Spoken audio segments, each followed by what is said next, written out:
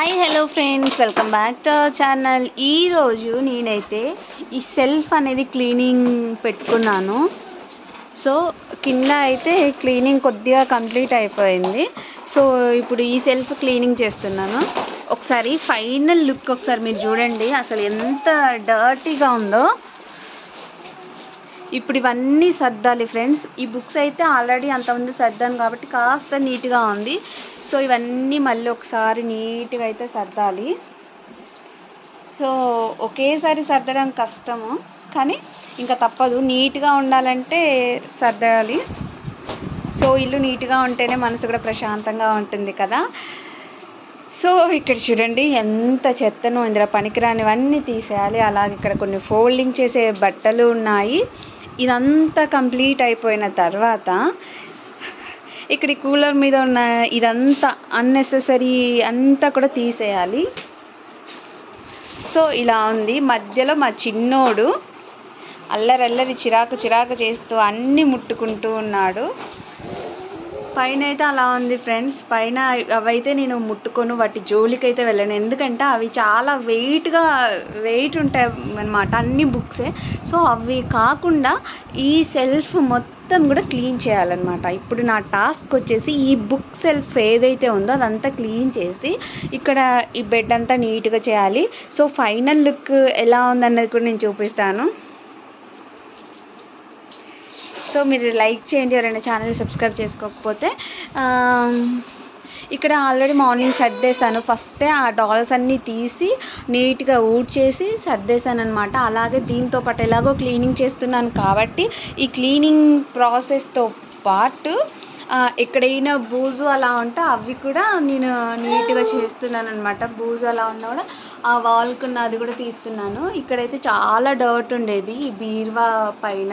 So అదంతా కూడా clean చేశాను.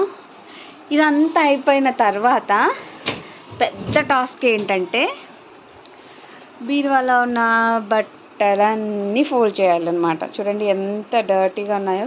మనం హడావిడిగా ఏదో ఒకటి తీస్తూ ఉంటాము, వాటిని నీట్గా సర్దుకోము కదా.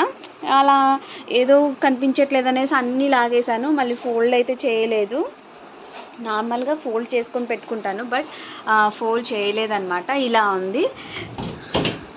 సో ఇటు ఒకసారి చూడండి.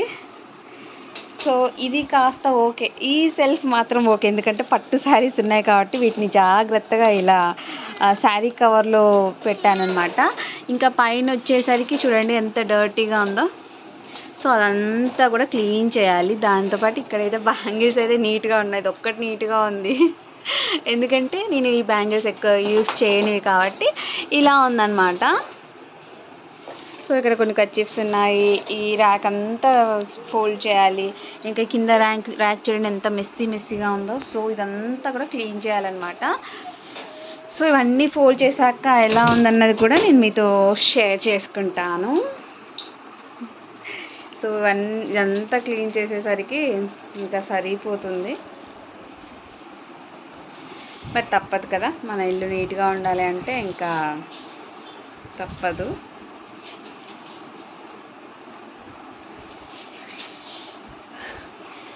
సో ఎవరైనా ఛానల్ని సబ్స్క్రైబ్ చేసుకోకపోతే ప్లీజ్ గైస్ సబ్స్క్రైబ్ చేసుకోండి. అలాగే పక్కనున్న బెల్ ఐకాన్ ట్యాప్ చేయండి.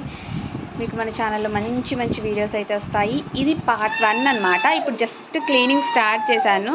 ఇంకా పార్ట్ 2 కోసం అయితే ఛానల్ని సబ్స్క్రైబ్ చేసుకోండి. ఇంకా మీకు ఎలాంటి వీడియోస్ కావాలనేది కింద కామెంట్ సెక్షన్లో అయితే షేర్ చేసుకోండి. Thanks for watching, bye. ఇదంతా క్లీన్ చేసేసరికి నా పని అయిపోతుంది. సో లాస్ట్ ఫైనల్ లుక్ ఎలా ఉందన్నది సెకండ్ పార్ట్ 2 క్లీనింగ్ టిప్స్లో అయితే నేను పోస్ట్ చేశాను. పార్ట్ 2లో అయితే పోస్ట్ చేస్తాను. ఇదైతే పార్ట్ 1 అన్నమాట.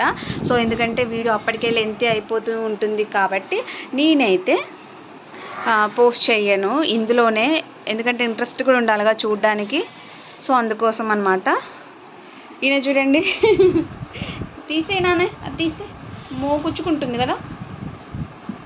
అయ్యో కుచ్చుకుంటుంది, తీసేయాలి. Yes, good. ఈ చెత్తలనే ఈయనగారు పడుకుంటారంట. ఇంకేం చెప్తాను చూడండి. సో ఇప్పుడు నా వర్క్ అయితే నేను స్టార్ట్ చేస్తున్నాను.